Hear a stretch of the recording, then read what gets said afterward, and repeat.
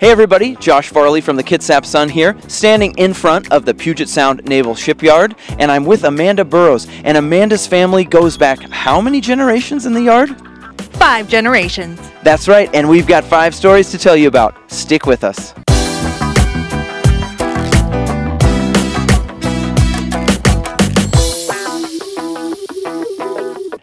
Welcome back to this edition of the Bremerton Beat Blast. Story number 1 on our list this week is that Macklemore, the famous Seattle rapper, is coming to the Admiral Theater. Hard to believe, I know, but he's going to fill out a max capacity show on Wednesday night. I spoke with Brian Johnson, who's the executive director about the Admiral Theater, about how the theater is going to manage all of his adoring fans.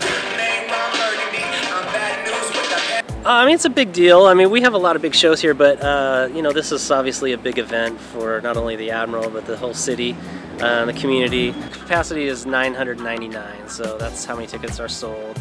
So we have the street closed off in front of the theater, and there'll be merchandise, special merchandise that they made especially for the Bremerton show, and t-shirts and whatnot that they'll be selling right here in front of the theater. There'll be maybe some food vendors down here, I've heard, and also we'll have people probably getting here early to get their spot in line, so we'll have people lined up around the building, probably starting early in the morning, and people can pick up their tickets at 10 o'clock in the morning.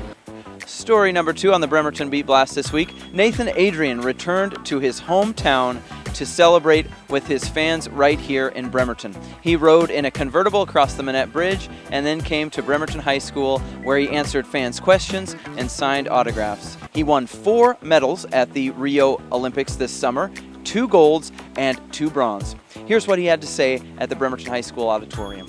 It was over 10 years ago now, but there's no reason why you shouldn't dream big. And why if you dream big, you surround yourself by the right people, the right kind of positive people that support your dreams. There's no reason why you can't be here today. Story number 3 on the Beat Blast, as previously mentioned, it is the Puget Sound Naval Shipyard's 125th anniversary. Shipyard opened on September 16th, 1891. Ambrose Wyckoff was its first commander. And as you know, I spoke with Amanda Burrows, whose family has been working at the yard for 5 generations. I spoke with Amanda, and here's what she had to say about such a legacy. His father was actually with the British Navy in Japan, and when they left Japan, they came to British Columbia and decided to come down and homestead in Kitsap County. Any idea what they did inside the yard? Helped bring Dry Dock 1 into reality. Wow, and as you're probably aware, how many dry docks do we have now at the shipyard? Currently have 6 dry docks. Makes me feel really proud of the shipyard in general, just because what kind of institution can say that they've supported 5 generations of families, living wages? It's just a backbone of the Kitsap economy, and I'm so proud to carry on that tradition. Story number 4. You know we're getting to September when the footballs come back out, and all around West Sound we've got football teams practicing, including the Bremerton Knights, who have a new coach this year. They're very excited, as are we. The Kitsap Sun is publishing a special section in your Thursday edition that will chronicle all of the prospects for the football teams at high schools around the Kitsap Peninsula.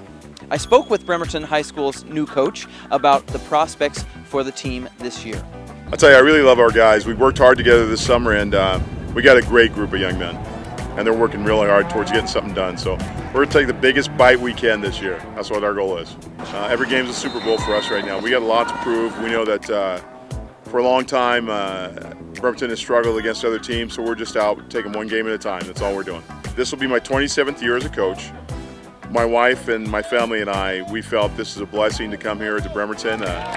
We really think so highly of Bremerton, and we looked at a few schools. By far, this was everybody in my family and my choice. So we felt very fortunate and blessed that we got this job. I think there's a strong tradition here that's unmatched in most places. And that's one of the things that I like the most about Bremerton. And finally, rounding out the Bremerton Beat Blast this week is story number 5. That is the yearly festival we all look forward to, the Blackberry Festival. Will be occurring again on the Louis Mentor Boardwalk. It's the 27th year that they're celebrating, and it is run by the Bremerton Rotary. I spoke with its organizers about what people can look forward to over this 3 Labor Day weekend. It's going to be September 3rd, 4th, and 5th. That's Saturday, Sunday, and Monday, Labor Day weekend. Opens at 10 o'clock, closes at 7 o'clock on Saturday, 6 o'clock on Sunday, and 5 o'clock on Monday. There's 9 bands on that stage, 3 a day. There's additional entertainment for the children up on 2nd Street. We typically draw about 25,000. Obviously there's no count because it's free admission, and so there's no way to actually count tickets or anything, but that's what the police department has told me over the years, that we draw that over 3 days. That's going to do it for this edition of the Bremerton Beat Blast. I hope you have a great rest of your week and Labor Day weekend, and we'll see you again next Tuesday.